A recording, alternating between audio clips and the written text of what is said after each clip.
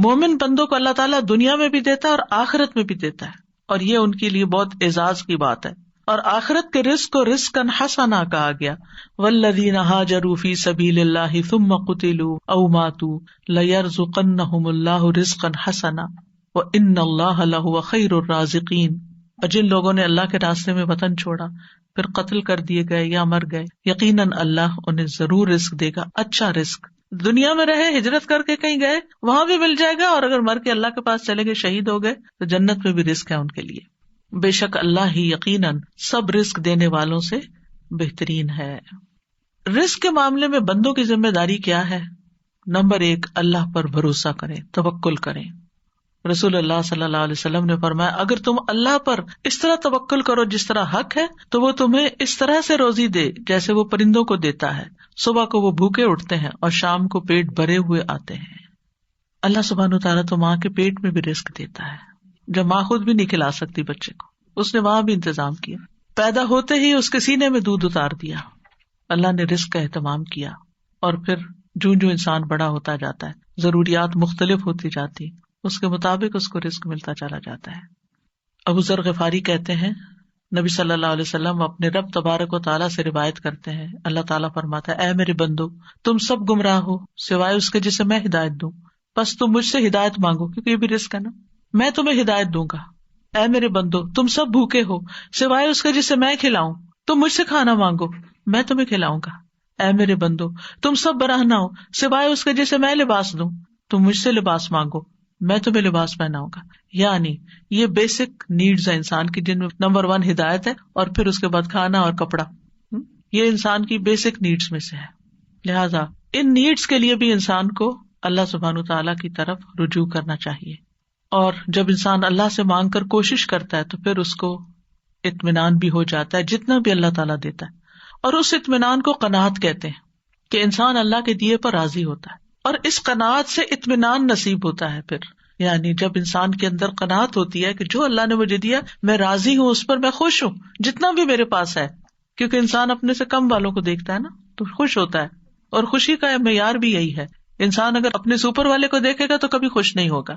لیکن مشکل یہ ہے کہ انسان سب کچھ بھی لے کے خوش کیوں نہیں آج، کیونکہ انسان صرف ضرورت کا نہیں چاہتا.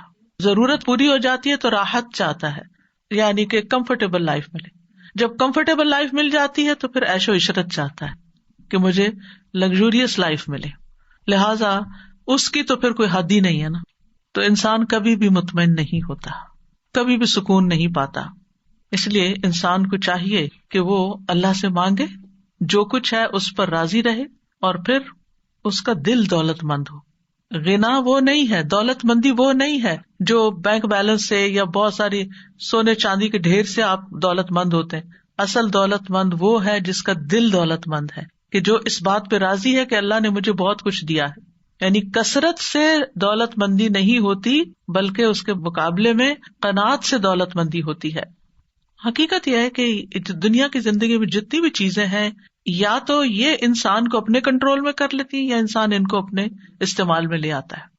جب ضرورت کا ہوتا ہے تو سب چیزیں استعمال ہو رہی ہوتی ہیں، اور جب زیادہ ہو جاتا ہے تو وہ انسان کے اوپر بوجھ بن جاتا ہے کہ اس کو سنبھالو، رکھو، اس کی حفاظت کرو. وہ اسی کی پوجا میں پھر لگا رہتا ہے انسان، اور اپنے اعلیٰ مقصد زندگی کو بھول جاتا ہے کہ وہ دنیا میں صرف مال اسباب اکٹھا کر کے اس کی خدمت کرنے نہیں آیا، بلکہ وہ اللہ کی عبادت کے لیے آیا.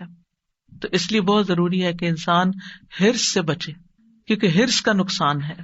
رسول اللہ صلی اللہ علیہ وسلم نے فرمایا 2 بھوکے بھیڑیے اگر بکریوں کے ریوڑ میں چھوڑ دیے جائیں تو اتنا نقصان نہیں دیتے جتنا کسی انسان کا مال کے لیے حریص ہو جانا، لالچی ہو جانا. اور وہ کیا ہوتا ہے کہ انسان جو ملا ہے اس پہ راضی نہیں، بس اس سے زیادہ حاصل کرنے کی کوشش میں، اور زیادہ اور زیادہ، حتیٰ کہ مر ہی جاتا ہے، دنیا سے ہی چلا جاتا ہے انسان. اور اللہ کو دکھانے کے لیے کچھ نہیں ہوتا اس کے پاس، نہ کوئی عبادت، نہ کوئی خدمت، نہ کچھ. تو اس لیے انسان کو حرص سے اور لالچ سے بچنا چاہیے. اس کے اندر غنا ہونا چاہیے، شکر گزاری ہونی چاہیے، اور یہ شکر گزاری ہی انسان کی سعادت کی علامت ہوتی ہے. خوش قسمت ترین انسان وہ ہے، کامیاب ترین انسان وہ ہے کہ جس کے پاس ضرورت کا ہے اور وہ اس پر راضی بھی ہے. حدیث میں آتا ہے اس شخص نے فلاح پائی جس نے اطاعت کی اور اس کو بقدر ضرورت رزق مل گیا. اور اللہ نے اس کو جو کچھ دیا اس پر اس کو قناعت کی توفیق مل گئی، وہ خوش ہے اس پر جتنا ہے اس کے پاس. تو گویا دنیا میں بھی کامیابی کا راز زیادہ ہونے میں نہیں ہے کہ زیادہ ہو، بلکہ قناعت میں ہے، کیونکہ چاہت کی تو کوئی حد ہی نہیں نا. انسان کی چاہت تو لامتناہی ہے، ان لمیٹڈ ہے. جتنا اس کو مل جائے گا وہ کہے گا اس سے اور ہو، اس سے اور ہو. انسان کا پیٹ تو کبھی بھرنے والا نہیں. اس لیے انسان اپنی ساری کوششوں کا مرکز صرف دنیا کمانے میں نہ لگا دے، بلکہ اپنی آخرت کے لیے بھی فکر کرے، اور صرف جسمانی زندگی نہیں، روحانی زندگی بھی گزارے، اپنی روح کا حق بھی ادا کرے، انسانوں کا حق بھی دینے والا ہو. مطلب ضرورت کا سامان وہ ہوتا ہے کہ جس میں انسان کی کوئی ضرورت اٹکے نہ، یعنی اس کے پاس اتنا ہو کہ اپنی بیسک ساری نیڈز جو ہے وہ کسی کی مدد کے بغیر خود پوری کر سکے، اور اس کے لیے انسان محنت کرے، کوشش کرے. تو بہرحال رزق کا مالک اللہ ہے اور انسانوں کے پاس کچھ نہیں. اگر کوئی یہ سمجھتا ہے کہ کوئی انسان اس کے رزق کا مالک اور وہ اس کا رزق روک دے گا تو وہ غلط فہمی کا شکار ہے.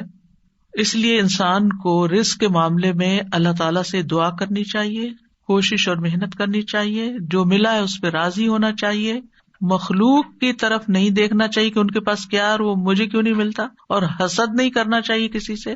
اور جب مانگے تو پورے یقین کے ساتھ مانگے، اور جب انسان اللہ کا تقوی اختیار کرتا ہے تو اللہ اس کو وہاں سے رزق دیتا ہے جہاں سے اس نے سوچا بھی نہیں ہوتا. وَيَرْزُقْهُ مِنْ حَيْثُ لَا يَحْتَسِبُ وَمَن يَتَوَكَّلْ عَلَى اللَّهِ فَهُوَ حَسْبُهُ، وہ اسے وہاں سے رزق دے گا جہاں سے وہ گمان نہیں کرتا. جو اللہ پہ بھروسہ کرے وہ اس کو کافی ہو جائے گا. ان اللہ بالغ امرہ قد جعل اللہ لکل شیء قدرا، بے شک اللہ اپنا کام پورا کرنے والا ہے، یقیناً اللہ نے ہر چیز کے لیے ایک وقت، ایک اندازہ مقرر کر رکھا ہے. تو بہرحال ہم میں سے ہر ایک کا رزق مقرر بھی ہے. ماں کے پیٹ میں بچے کا رزق لکھا جاتا ہے، اور جو مقدر میں ہے وہ رزق ملے گا، بس طریقے حلال اختیار کریں، اسی چیز کو حرام سے نہیں. یعنی مثلاً ایک چیز کو پانے کے لیے 2 دروازے جاتے ہیں، اور آپ کو کسی ایک کا انتخاب کرنا ہے اور اس میں داخل ہو کر وہاں تک پہنچنا، یعنی دونوں کوریڈور جو ہیں ایک جگہ پہ جا کے ملتے ہیں.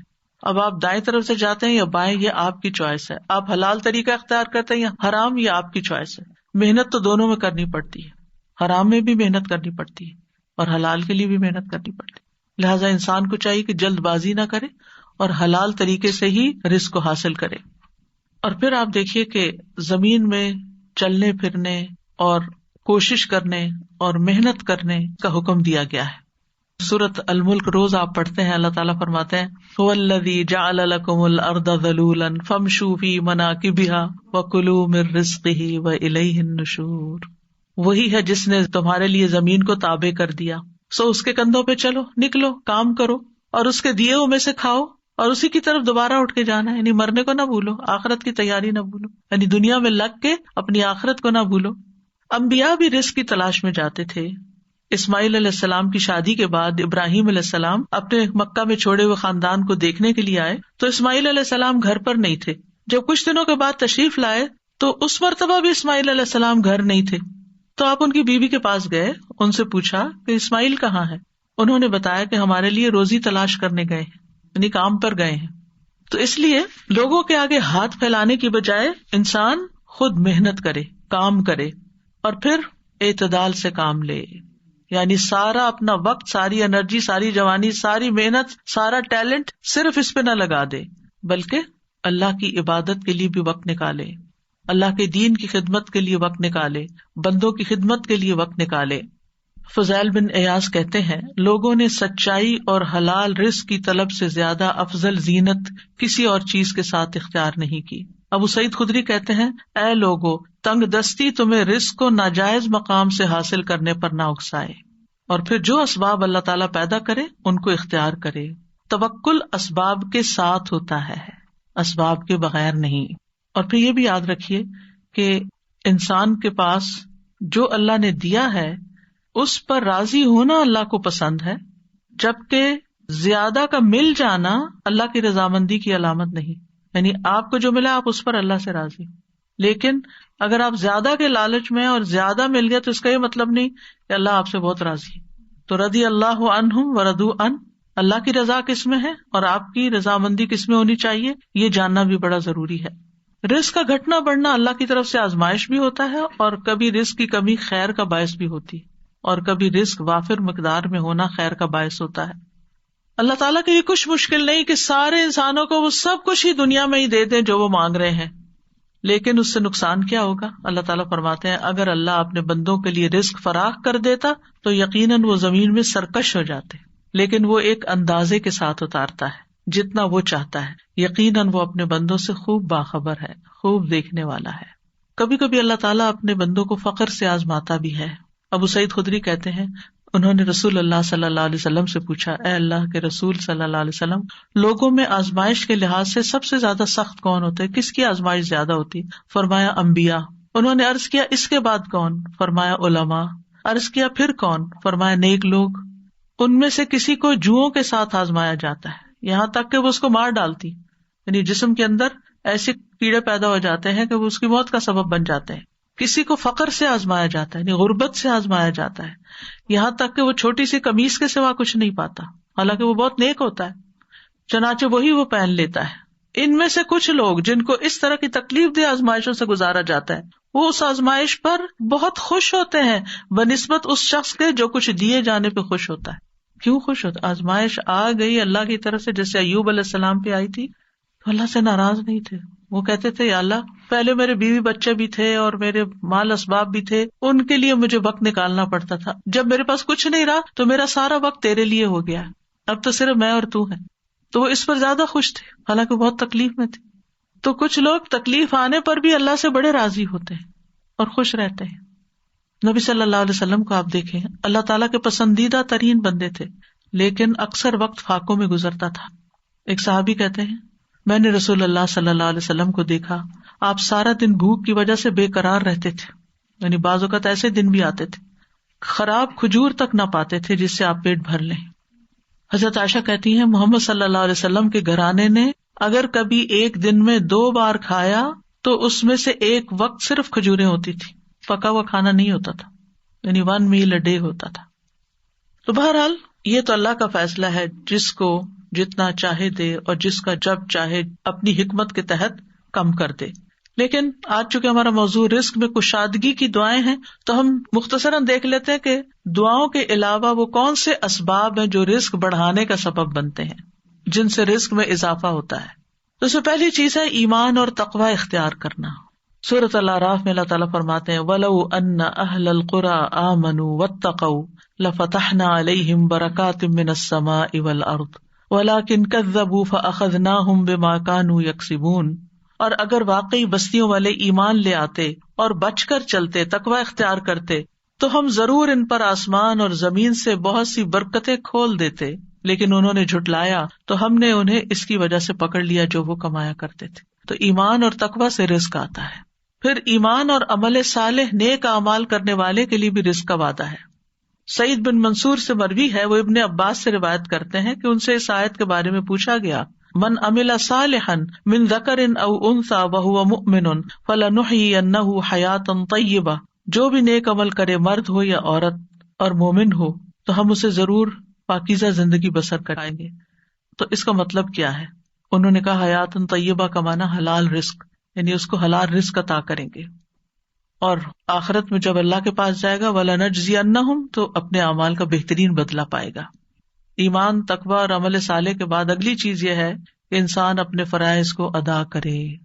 قرآن مجید میں آتا ہے رجال لا تلہیہم تجارت ولا بیع عن ذکر اللہ واقام الصلاۃ، وہ مرد جنہیں اللہ کے ذکر سے اور نماز قائم کرنے اور زکوٰۃ دینے سے نہ کوئی تجارت غافل کرتی ہے، نہ کوئی خرید و فروخت۔ وہ اس دن سے ڈرتے ہیں جس میں دل اور آنکھیں الٹ جائیں گی، تاکہ اللہ انہیں اس کا بہترین بدلہ دے جو انہوں نے کیا، اور انہیں اپنے فضل سے زیادہ دے، اور اللہ جسے چاہتا ہے بے حساب رزق دیتا ہے۔